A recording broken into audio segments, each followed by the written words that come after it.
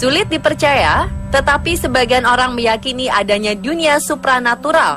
Bagaimana tidak, beberapa penampakan yang diduga menunjukkan keberadaan makhluk astral banyak beredar di dunia maya, membuat orang bertanya-tanya. Mungkinkah makhluk-makhluk tak kasat mata ini benar-benar bisa terekam kamera? Belum ada yang bisa memastikan hal itu dapat terjadi. Yang pasti, keberadaan mereka bukan hanya diberitakan terjadi di Indonesia. Di negara lain pun yang terkenal maju dan modern, juga diberitakan adanya penampakan-penampakan mirip makhluk astral. Beberapa peristiwa berikut ini, konon, dialami beberapa orang yang mengaku melihat, mendengar, bahkan sempat mengabadikan sosok-sosok yang mirip makhluk dari alam gaib. Benar tidaknya, semua kembali pada kepercayaan Anda. Seperti apakah pengalaman mereka? Pemirsa, berikut sosok gentayangan menghebohkan versi On The Spot.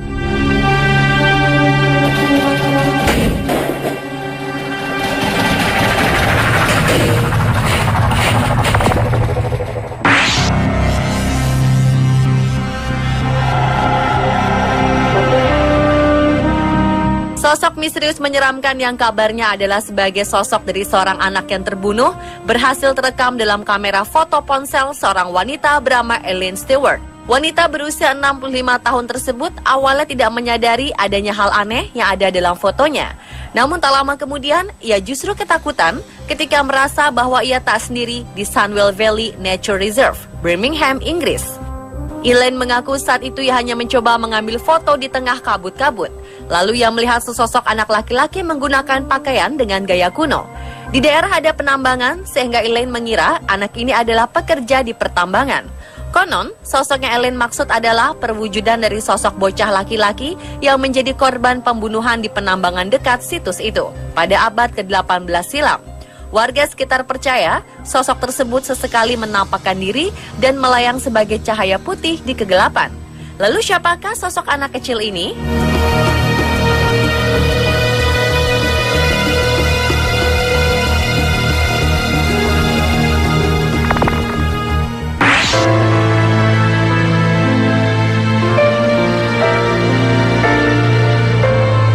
Jika membicarakan sosok tak kasat mata, mungkin ada yang percaya atau tidak. Meskipun tidak ada yang bisa memastikan keabsahannya, seiring dengan majunya teknologi kamera, beberapa orang yakin jika para ahli supranatural bisa menangkap sosok-sosok makhluk gaib yang tidak kasat mata tersebut. Anehnya, saat ini penampakan sosok supranatural terjadi bukan hanya di malam hari, tetapi juga pada siang hari, bahkan di tempat yang ramai sekalipun. Stephen Smith contohnya. Pria ini berhasil mengabadikan sosok yang diduga sebagai pria yang tewas tenggelam.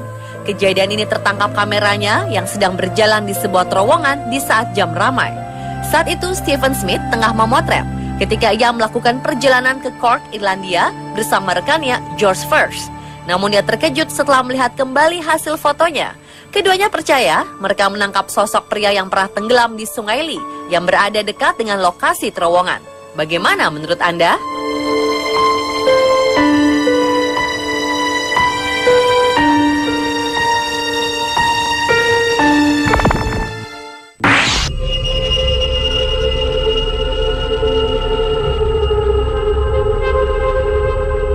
Pada 19 November 2013, seorang fotografer di ibu kota Buenos Aires, Argentina, tengah menikmati suasana sore di tepi Teluk Necochea bersama pengunjung lainnya.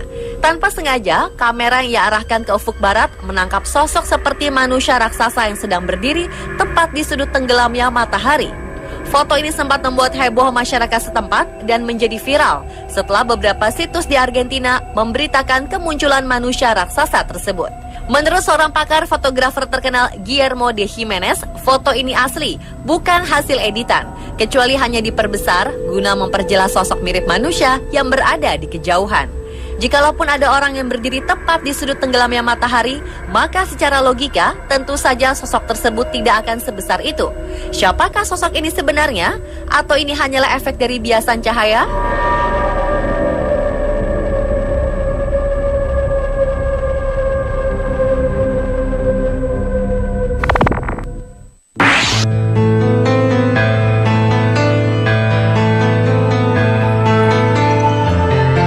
Mei 2013, peristiwa pilu melanda kota Moore, Oklahoma City, Amerika Serikat.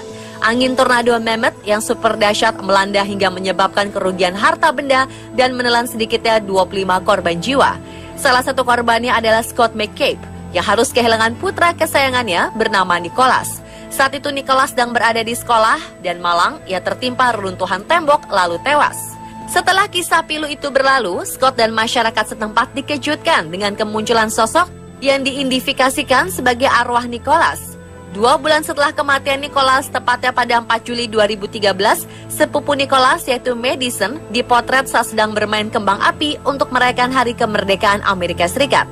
Anehnya, dalam foto ini tampak sosok mirip Nicholas terlihat berada di belakang Madison.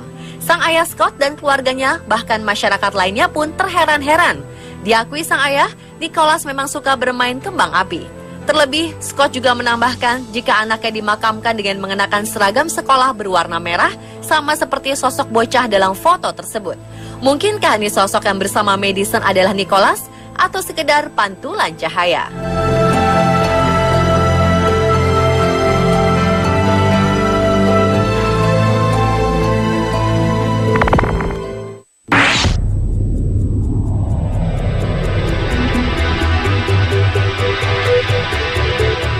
Selanjutnya adalah kemunculan sosok wanita di rumah sakit di Inggris yang sempat menghebohkan netizen. Awalnya, seorang pria bernama Andrew Milburn ingin mengirim pesan kepada sang kekasih untuk memberitahukan bahwa dirinya akan segera bekerja di sebuah rumah sakit di Inggris. Andrew Milburn lantas mencoba mengambil gambar rumah sakit Clarendon Wing tersebut dengan menggunakan aplikasi Snapchat. Tapi ternyata ia justru secara tidak sengaja menangkap sebuah penampakan sosok wanita yang terlihat di dekat koridor bangsal anak-anak. Andrew Milburn mengaku saat mengambil gambar, dirinya juga mendengar suara langkah kaki. Namun ketika melihat sekeliling, tidak ada satupun orang yang terlihat. Dan tak lama setelah kejadian itu, Andrew pun membagikan foto ini ke media sosial melalui akun Facebooknya. Banyak yang merasa takut kalau melihat foto ini, namun tak sedikit pula dari para netizen yang meragukan kebenaran foto tersebut. Kabarnya, saat sekelompok paranormal menerawang foto ini, mereka menyatakan bahwa sosok foto ini benar-benar nyata.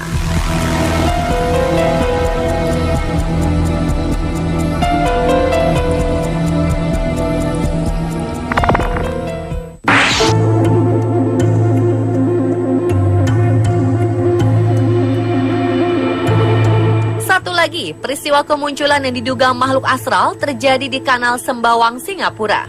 Melalui akun jejaring sosial Facebook pribadinya, seorang pria bernama Thomas Tan mengaku melihat sosok menyerupai tentara saat ia sedang berjalan-jalan sendirian di area tersebut. Ketika itu, Thomas hanya ingin mengambil foto pemandangan di salah satu kanal sungai. Kawasan ini memang pernah menjadi saksi bisu Perang Dunia Kedua dan pernah dipakai sebagai basis militer Angkatan Laut dan Darat. Sehingga tak heran kalau penampakan sosok di sini mungkin adalah penjelmaan dari situasi yang terjadi saat itu. Foto yang dibagikan ulang oleh ribuan netizen ini kemudian menjadi viral di jagat maya. Banyak yang mengasumsikan kalau potret ini menangkap sosok yang diduga sebagai tentara, pelaut, datuk, atau mungkin penjaga sungai atau kanal tersebut. Kalau menurut Anda bagaimana? Pemirsa, itulah sosok arwah gentayangan yang menghebohkan versi On The Spot.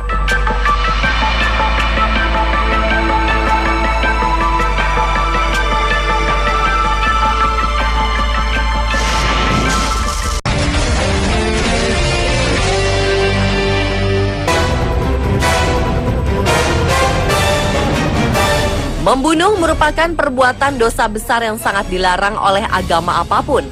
Dalam beberapa kasus, pelaku tak hanya menghilangkan nyawa korban, namun juga melakukan perbuatan yang lebih keji lagi, yakni memutilasi korban dengan memotong beberapa bagian tubuhnya, lalu membuang atau menyimpannya di suatu tempat seperti lemari es.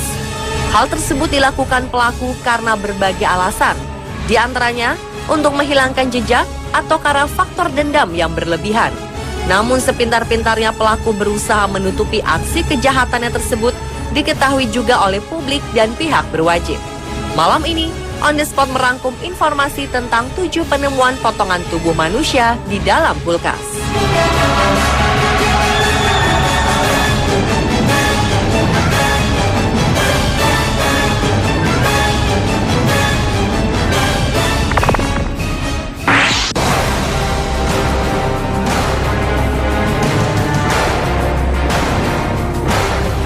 Sebuah kasus mengerikan mengguncang Hong Kong pada 2013 kemarin ketika polisi menemukan potongan kepala sepasang suami istri bernama Chow Wen-ji berusia 65 tahun dan istrinya Si Yu Ke-hye berusia 62 tahun. Dalam dua lemari es di sebuah apartemen di Hong Kong. Sisa tubuh lain milik kedua orang tua ini ditemukan di dalam sebuah tempat sampah dan dimasukkan ke dalam sebuah kotak makanan lengkap dengan nasi. Kasus ini terungkap beberapa hari setelah sang anak melaporkan jika kedua orang tuanya hilang. Ironis, pelaku pembunuhan tersebut ternyata adalah sang anak itu sendiri yang bernama Henry Chow, berumur 31 tahun. Kepada polisi, Henry mengatakan kedua orang tuanya sedang pergi ke daratan Tiongkok lalu kemudian menghilang. Namun melalui pesan pendek kepada seorang teman, Henry mengaku telah membunuh orang tuanya. Kecurigaan polisi muncul setelah dalam catatan imigrasi, nama pasangan suami istri ini tidak tercatat memasuki wilayah Tiongkok. Setelah dilakukan penyelidikan, pria ini pun terbukti telah melakukan aksi keji, membunuh, memutilasi, mengawetkan, bahkan memasak jasad orang tuanya sendiri. Untuk mempertanggungjawabkan perbuatannya, pada 23 Maret 2015, Pengadilan Hong Kong menjatuhi hukuman penjara seumur hidup bagi Henry. Hakim juga menyebutkan jika Henry merupakan sosok yang tidak memiliki perasaan dan sangat berbahaya.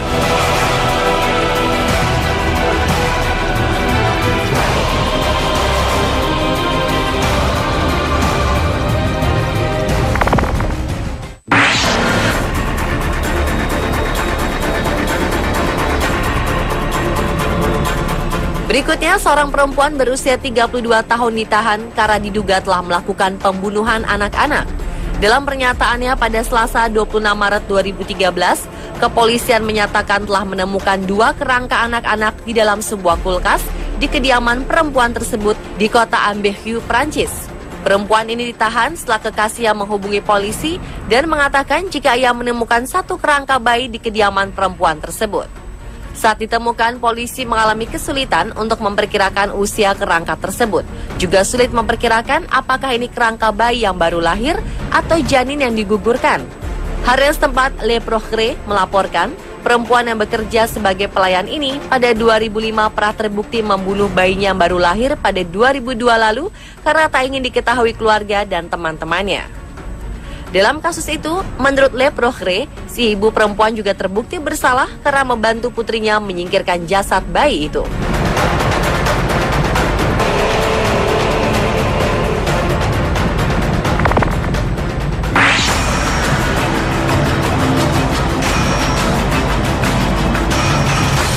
Beralih ke India, seorang pria berusia 27 tahun ditangkap setelah potongan tubuh istrinya ditemukan di lemari es rumahnya di kawasan elit Bhayander, Mumbai, India.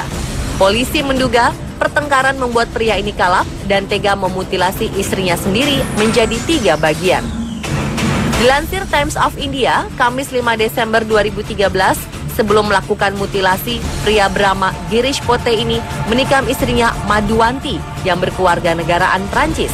Setelah melakukan tindakan keji ini, Pote menelpon keluarganya dan menceritakan kronologi kejadian. Pihak keluarga Pote kemudian menghubungi polisi. Pembunuhan dilaporkan terjadi pada Selasa 3 Desember 2013 malam ketika Pote menyerang istrinya dengan menggunakan benda tajam. Dari penyelidikan awal, ditemukan bahwa pasangan yang telah memiliki putra berusia 2 tahun tersebut bertengkar selama beberapa hari terakhir karena masalah uang dan juga karena Madhuwanti ingin kembali ke Prancis. Atas perbuatan kejinya, Pote pun harus mendekam di penjara.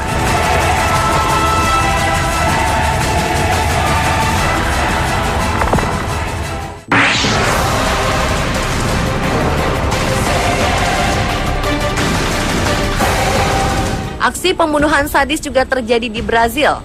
Pasangan suami istri bersama seorang kerabat karib mereka ditangkap polisi karena kasus kanibalisme. Seperti dilansir Courier Mail, Minggu 15 April 2012, pasangan suami istri Jorge Negromonte da Silveira berusia 50 tahun dan Isabel da Silveira berusia 51 tahun serta temannya Bruna Cristina da Silva berusia 25 tahun memakan daging manusia dan kemudian menjual kue empanadas yang berisi daging manusia kepada tetangga. Para pelaku kanibalisme ini kemudian ditangkap polisi di kota Garanhuns, Brazil. Mereka ditangkap setelah ada penemuan 2 jasad perempuan di teras rumah pasangan pasutri tersebut. Polisi juga menemukan potongan dari tubuh korban bernama Alexandra Falco di lemari es. Sementara potongan tubuh lainnya ditemukan di halaman belakang rumah mereka. Polisi penyidik Demokrito de Oliveira mengatakan bahwa ketiga pelaku mengakui perbuatan ini karena pengaruh bisikan gaib. Setelah membunuh, para pelaku melakukan suatu ritual khusus sebelum akhirnya menyantap daging para korban. Ketiga tersangka telah melakukan perbuatan keji ini pun harus menghabiskan sisa hidupnya di balik jeruji besi.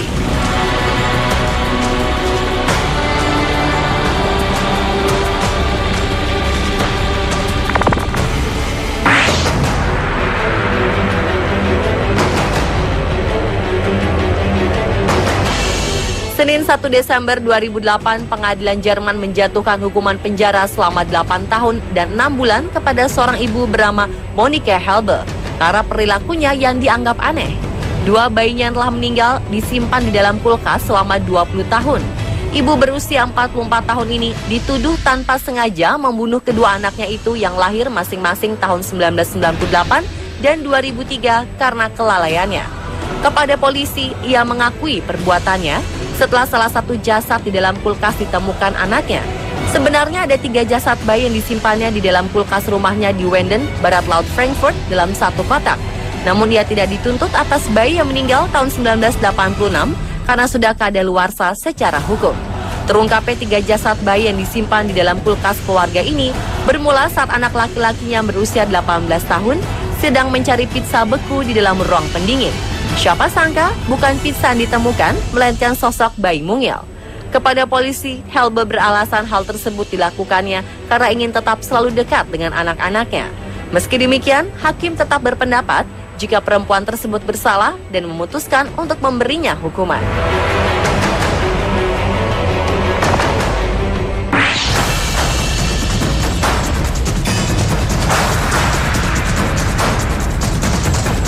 Seorang wanita di Polandia juga kepergok menyimpan 3 jasad bayi laki-laki anaknya sendiri di dalam lemari pendingin.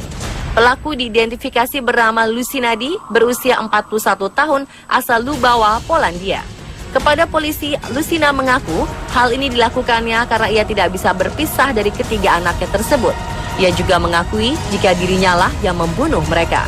Dalam kasus ini, aparat setempat juga menahan suami Lucina untuk dimintai keterangan. Lucina dan suaminya dibekuk kepolisian setempat pada Selasa 9 April 2013 setelah salah seorang tetangga mereka melapor polisi karena curiga tidak pernah melihat bayi yang dikandung Lucina yang seharusnya diprediksi sudah lahir. Polisi mendatangi kediaman Lucina dan melakukan penggeledahan hingga akhirnya menemukan jasad bayi di dalam kulkas di rumah tersebut. Pasangan ini juga diketahui memiliki 4 anak lainnya yang berusia antara 6 tahun hingga 22 tahun. Pasca penangkapan ini, keempat anak tersebut diasuh oleh kerabat mereka.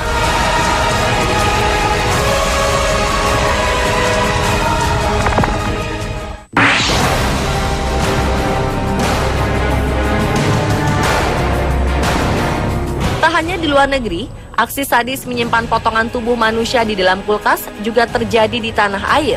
Sesosok jasad bayi ditemukan di sebuah kulkas kamar hotel yang terletak di Jalan Tengku Umar, Pelita Atas, Batam, Kepulauan Riau, Kamis 23 Maret 2015 lalu. Jasad bayi ini ditemukan petugas hotel di salah satu kamar setelah mencium bau amis yang menyengat saat melakukan pembersihan. Ketika ditemukan, potongan bayi ini terbungkus kantong plastik, dimasukkan ke dalam toples dan disimpan di kulkas. Awalnya petugas hotel mengira isi toples tersebut adalah daging sapi atau ayam. Namun beberapa hari kemudian saat membersihkan kamar, petugas kembali melihat dan memeriksa isi toples di kulkas tersebut. Lalu terkejut karena di dalamnya berisi jenazah bayi yang kepalanya terpisah dari badan. Diduga bayi malang ini merupakan korban aborsi. Setelah melaporkan kejadian ini, polisi akhirnya berhasil mengungkap identitas orang tua dari jasad bayi tersebut. Mereka adalah sepasang kekasih gelap bernama Dik-Dik Darmadi dan Daisy Erlina Natasha yang juga merupakan bandar narkoba. Ironisnya, jasad bayi malang ini sudah disimpan mereka selama hampir 3 pekan di dalam kulkas sebelum akhirnya ditemukan. Untuk mempertanggungjawabkan perbuatannya, kedua tersangka ini pun masing-masing divonis 4 tahun penjara dengan denda 60 juta rupiah, subsidiar 3 bulan kurungan.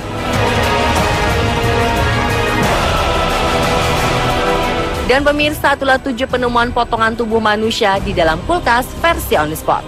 Beberapa kasus mengerikan tersebut mengingatkan kita bahwa meskipun hati sedang panas, tetapi otak dan pikiran haruslah tetap dingin. Jangan sampai penyesalan yang datang belakangan membuat kita harus menerima ganjaran hukum di dunia dan akhirat.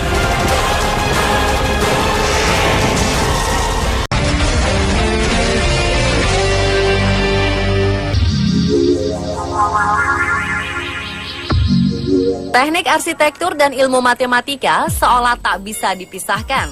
Para arsitek menggunakan perhitungan matematis untuk menciptakan bangunan dengan seni arsitektur yang indah namun juga kokoh. Pembuatan bangunan dengan matematika ternyata telah ada sejak zaman kuno. Ini juga bisa menjadi bukti bahwa matematika merupakan ilmu yang telah sangat lama ada di dunia. Salah satu contohnya adalah Candi Borobudur. Candi yang dibangun antara tahun 750 hingga 842 ini bersifat fraktal, yaitu sebuah struktur geometri kontemporer yang baru dikenal pada dekade 80-an di ilmu matematika modern. Berdasarkan penelitian, bangunan Borobudur memenuhi unsur perbandingan 9 banding 6 banding 4. Rasio ini misalnya hadir pada perbandingan ukuran tinggi 3 bagian candi, yaitu arupa datu, bagian rupa datu, dan bagian kama datu. Keteraturan ini dijumpai di seluruh bagian Borobudur, baik secara horizontal maupun vertikal. Rupanya tak hanya Candi Borobudur, bangunan-bangunan bersejarah lainnya juga membuktikan bahwa manusia pada zaman dahulu pun telah memiliki ilmu yang luar biasa. Dan pemirsa, inilah 7 bangunan bersejarah dengan perhitungan rumit versi On The Spot.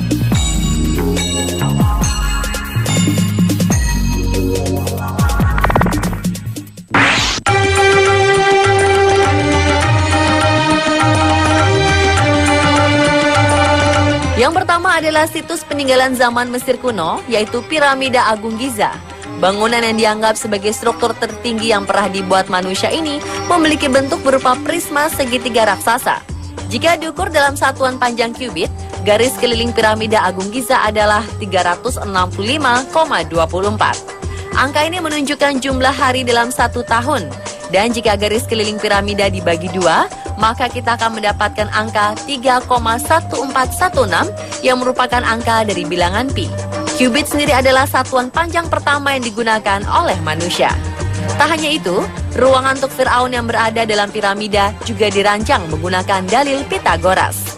Piramida Giza dibangun dengan memasukkan unsur astronomi, di mana piramida ini merupakan bagian dari konsep sabuk Orion. 3 piramida Giza, salah satunya Khufu, memiliki jarak antar piramida yang sangat akurat terhadap posisi 3 bintang sabuk Orion. Piramida Giza juga memiliki kesejajaran pada 4 arah mata angin.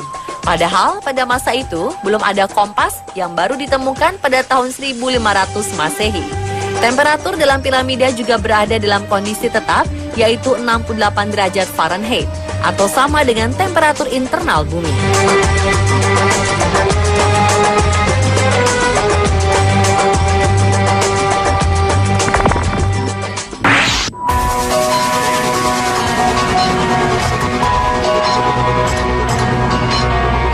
Bangunan bersejarah dengan perhitungan rumit selanjutnya adalah Kuil Parthenon. Kuil Parthenon adalah tempat yang dibangun untuk Dewi Athena pada abad ke-5 sebelum Masehi di kota kuno Akropolis. Bangunan ini adalah salah satu peninggalan bersejarah zaman Yunani kuno yang memiliki konsep arsitektur menakjubkan pada masanya. Elemen-elemen arsitektur di Kuil Parthenon dibangun sesuai dengan konsep rasio emas atau golden ratio. Perbandingan rasio emas memiliki nilai akhir 1,6180 yang disebut phi. Dalam seni arsitektur, struktur yang dibuat dengan prinsip rasio emas memiliki proporsi yang sangat ideal dari segi estetika.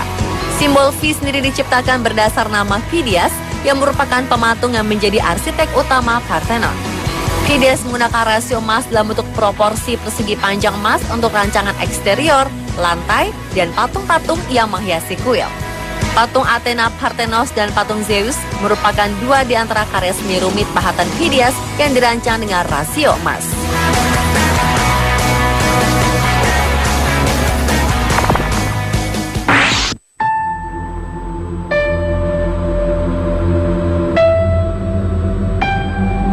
Berikutnya adalah Chichen Itza yang terletak di Meksiko. Chichén Itzá merupakan situs sejarah yang dulunya merupakan pusat peradaban bangsa Maya. Bangsa Maya sendiri dikenal sebagai bangsa yang maju dalam ilmu pengetahuan. Bangsa ini sudah mengenal ilmu astronomi dan matematika. Salah satu buktinya penggunaan angka 0 dalam siklus Maya. Sedangkan tangganya terbagi menjadi 18 bulan, sesuai dengan jumlah bulan dalam kalender Maya. Sementara itu, 365 anak tangga di El Castillo mewakili jumlah hari dalam kalender matahari Maya.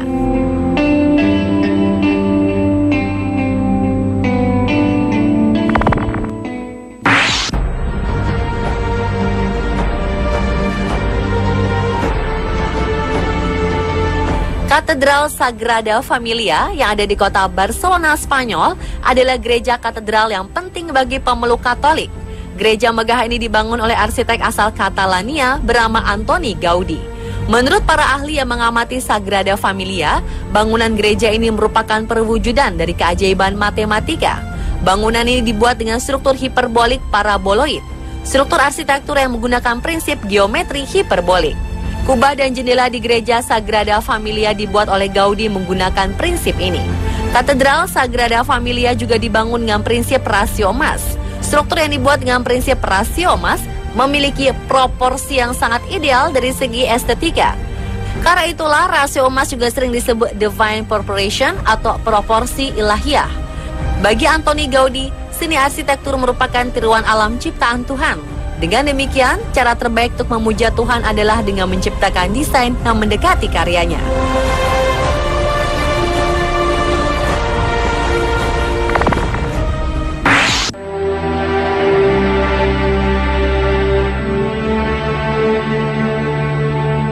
Jika Sagrada Familia adalah situs penting bagi umat Katolik, maka Alhambra adalah peninggalan bersejarah penting yang menandai kejayaan Islam di daerah Andalusia pada masa lalu.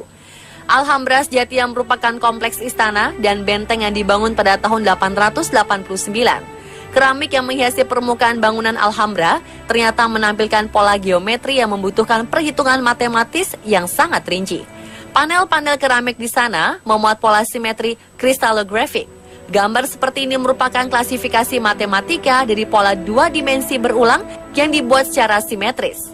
Pola kristalografik sering muncul dalam seni dekoratif dan arsitektur, terutama arsitektur bangunan peninggalan kebudayaan Islam. Dalam dunia matematika, dikenal 17 jenis pola kristalografik.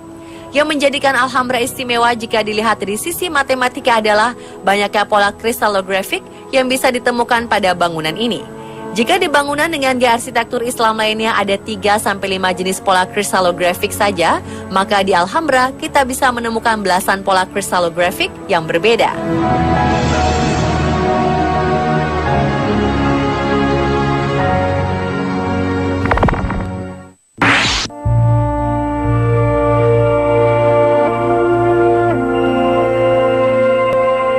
Siapa yang tidak mengenal Taj Mahal? Keistimewaan bangunan yang pernah masuk ke dalam 7 keajaiban dunia terletak pada struktur bangunan yang sangat simetris. Dunia pun mengakui bahwa Taj Mahal adalah bangunan paling simetris di dunia. Struktur bangunannya memiliki 4 sisi yang identik sempurna. Hal ini dapat terjadi sebab sang arsitek menerapkan prinsip replikasi dan simetri dalam geometri dan arsitekturnya. Jika diperhatikan, maka separuh bangunan akan menjadi cermin dari separuh yang lain. Namun terdapat 2 makam yang berbeda ukuran di dalam bangunan. Ini untuk membedakan antara makam laki-laki dan perempuan. 4 menara juga dibangun menjorok keluar, agar jika ambruk tidak mengenai struktur utama bangunan.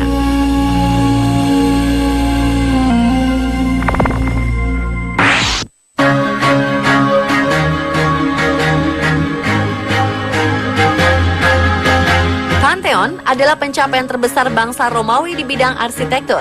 Pantheon merupakan sebuah kuil yang dibangun pada tahun 27 hingga 25 sebelum Masehi untuk penyembahan dewa-dewa yang dipercaya oleh Romawi. Secara struktur, Pantheon memiliki kubah dengan panjang sekitar 43,2 meter yang tidak terkalahkan bahkan hingga kini. Keseimbangan proporsi yang sempurna dari ruang dalam adalah karena diameter dalam kubah sama dengan tinggi dari lantai ke oculus atau bagian terbuka dari kubah. Konstruksinya dari bangunan ini benar-benar cemerlang serta rumit. Bahan yang digunakan sebagai strukturnya ada beton Romawi dengan material pengisi yaitu travertine, tufa, bata, dan light volcanic pumice. Cara menggunakan materialnya pun jenius. Seiring dengan tingginya bangunan, maka material campuran betonnya juga menggunakan bahan-bahan yang lebih ringan. Entah bagaimana caranya, kubah yang dibuat dengan beton Romawi yang pada zaman itu belum memiliki kekuatan seperti beton zaman sekarang, namun bisa tegak berdiri hingga saat ini. Pantheon banyak mengilhami pembuatan bangunan-bangunan masa kini seperti Andrea Palladio, Villa Rotunda di Italia, dan Durban Hall di India.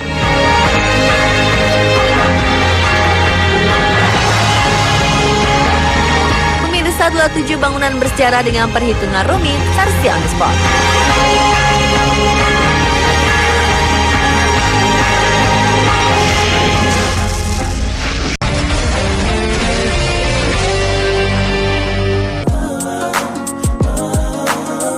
Di zaman seperti sekarang ini, mencari pekerjaan adalah hal yang termasuk mudah sulit. Kompetisi yang ketat dan terbatasnya lapangan pekerjaan mengakibatkan banyaknya lulusan sekolah menengah atas hingga lulusan perguruan tinggi pun masih menganggur.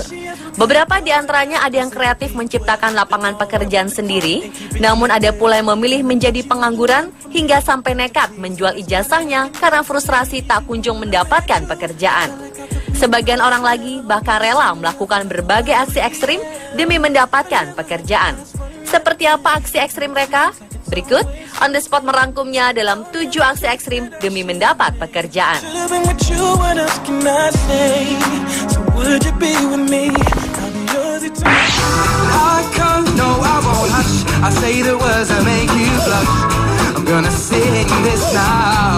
Di era modern seperti sekarang ini, mungkin Anda tak pernah membayangkan ada manusia yang diminta untuk menyembah pimpinannya seperti di zaman Firaun atau zaman kerajaan. Namun ternyata hal semacam itu masih terjadi.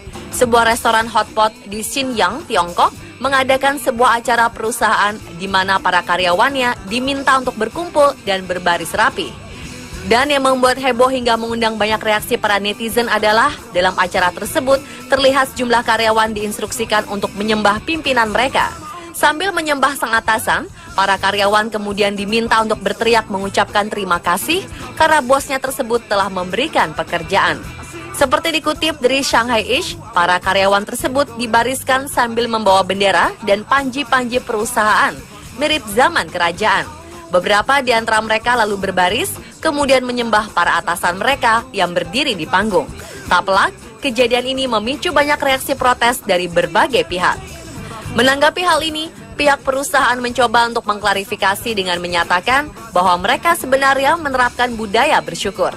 Dan apa yang para karyawan lakukan ini bukanlah menyembah, melainkan bentuk hubungan seperti anak yang berbakti kepada orang tuanya dan mengucapkan terima kasih kepada para pimpinannya.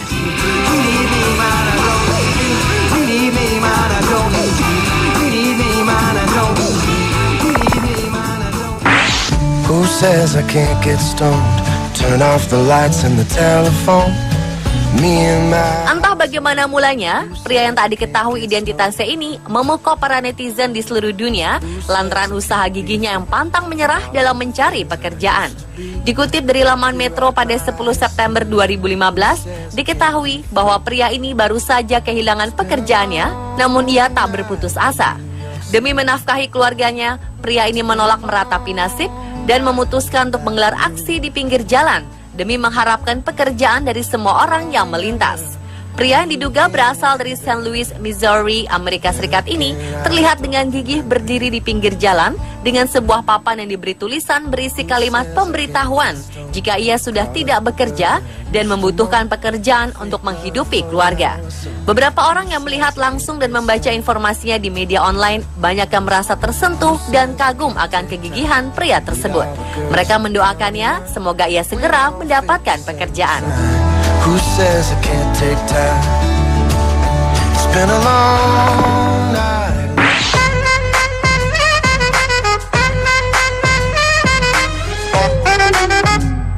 Selanjutnya adalah aksi para SPG alias Sales Promotion Girls di Tiongkok. Profesi SPG yang identik dengan wanita cantik berpakaian seksi kerap menuai kontroversi. Sebagian pihak mengatakan jika SPG adalah bentuk eksploitasi wanita yang menjadikan mereka sebagai suatu objek untuk dijual. Di Tiongkok, SPG dianggap terlalu vulgar, sehingga baru-baru ini mereka menetapkan undang-undang yang melarang kehadiran SPG cantik berpenampilan seksi di suatu event. Oleh sebab itu, di salah satu perhelatan pameran otomotif Shanghai Motor Show 2015, tidak ditemukan SPG berpakaian seksi seperti pameran mobil pada umumnya. Dan rupanya para SPG pengangguran ini melakukan aksi protes dengan berpura-pura menjadi pengemis di jalanan kota Shanghai demi mendapatkan pekerjaannya kembali. Dengan pakaian kotor ala pengemis dan make up sedemikian rupa, para SPG yang tetap memakai high heels ini meminta hak mereka untuk dapat berpenampilan seksi dan mendapat bayaran atas pekerjaannya sebagai SPG.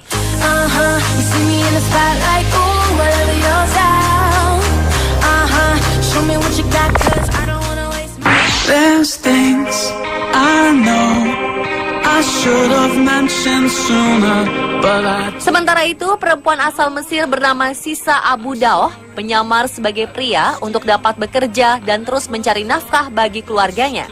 Ia diketahui terus melakukan hal itu selama lebih dari 40 tahun. Perjuangan hidup wanita 64 tahun ini dimulai ketika suaminya meninggal dunia saat dia tengah mengandung. Sisa yang kala itu berusia 21 tahun ditinggalkan tanpa uang sepeser pun dan tanpa sumber penghasilan. Kesulitan Sisa bertambah karena kebudayaan setempat tidak mengizinkan perempuan bekerja mencari nafkah dan menganggap tabu jika para wanita bekerja. Dihadapkan pada situasi sulit, Sisa akhirnya memutuskan untuk menyamar sebagai seorang pria. Dengan begini, ia kemudian bisa mendapat berbagai pekerjaan kasar yang memberinya nafkah, seperti mengangkut batu dan semen. Saat usianya semakin tua, ia memutuskan untuk menjadi tukang semir sepatu. Meskipun kini media-media telah mengungkap penyamarannya sebagai pria, namun Sisa tetap melanjutkan pekerjaannya sebagai penyemir sepatu. Pemerintah kota Luxor yang mendengar berita tentang ibu menyamar menjadi pria ini, kemudian mendaulat Sisa sebagai ibu paling berbakti di Luxor. Ia bahkan bisa bertemu Presiden Mesir Abdel Fattah al-Sisi pada Minggu 22 Maret 2015 untuk menerima sertifikat penghargaan yang tak bisa dibacanya, lantaran ia buta huruf. Selain sertifikat, pemerintah Mesir juga memberi Sisa sebuah kios dan bantuan modal sehingga ia bisa berjualan untuk menambah penghasilannya. I know I've tried to for too long now. You watch me bleed till I can't breathe, shaking body onto my knees. Aksi ekstrim yang juga tergolong unik dilakukan oleh pria Inggris bernama Adam Pesiti untuk mendapatkan pekerjaan. Ia menerima ribuan tawaran pekerjaan setelah aksi yang memasang baliho berukuran besar yang mengiklankan dirinya terpampang di tengah kota London, Inggris. Ia menjadi berita utama karena dalam aksi nekatnya tersebut, ia juga rela menghabiskan sisa uang tabungannya senilai 500 pound sterling atau sekitar 7,5 juta rupiah untuk membayar sewa iklan di billboard berukuran raksasa tersebut. Tak hanya beriklan di media luar ruang, Pesiti juga membuat alamat web khusus yang memungkinkan calon bos yang potensial menonton video dan mengetahui lebih lanjut tentang dirinya. Dalam hitungan hari, situs ini dibanjiri oleh lebih dari 1,5 juta pengunjung dari seluruh dunia. Pesiti juga menemukan namanya bertebaran di berbagai media sosial. Ia mengaku foto dirinya di-retweet sebanyak lebih dari 1.600 kali dan ribuan email masuk ke akun emailnya. Berkat aksinya ini, kini ia telah bekerja di sebuah perusahaan media sebagai produser video untuk iklan televisi. Rob Love, direktur KO Digital yang menjadi bos Pesiti, menyatakan bangga punya karyawan yang brilian, inovatif, dan pantang menyerah seperti dirinya.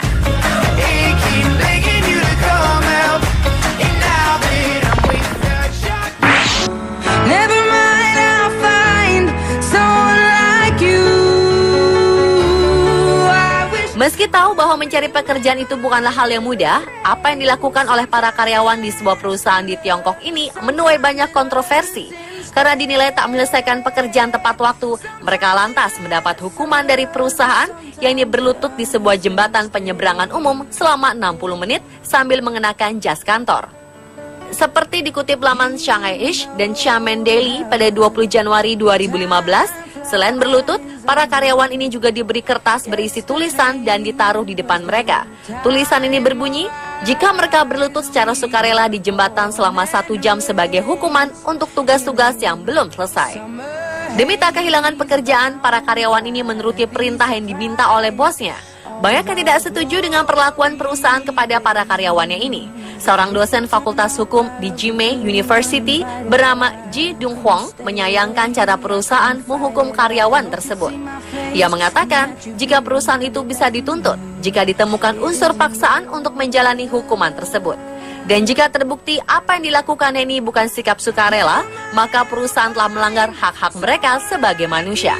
Foto-foto karyawan berlutut ini pun langsung menyebar luas di sosial media. Salah satu netizen berkomentar, jika ia diminta melakukan hal yang sama, ia lebih memilih untuk keluar dari perusahaan tersebut. I wish nothing but the best for you too. A lonely road across the night. Masih hal yang serupa, yakni karyawan yang rela melakukan apa saja agar tidak dipecat. Karena gagal mencapai target penjualan, sebuah perusahaan di Tiongkok menghukum sejumlah karyawan yang merangkak mengelilingi Danau Rui di kota Jeizhou, Provinsi Henan, Tiongkok.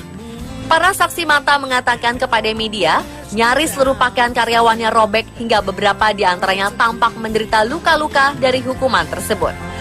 Perusahaan ini bahkan mengutus pengawas untuk memastikan staf merasa dipermalukan dan menyelesaikan satu putaran mengelilingi danau. Setelah sejumlah foto mereka menyebar di dunia maya, netizen pun memberikan berbagai tanggapan yang cukup pedas. Beberapa di antaranya mempertanyakan di mana serikat buruh pekerja saat kejadian ini berlangsung, mengapa perusahaan ini tidak memperlakukan karyawan mereka dengan sopan, dan ada juga yang mengatakan jika dirinya juga merupakan staf penjualan, namun tidak pernah mengalami hukuman yang tidak manusiawi semacam itu.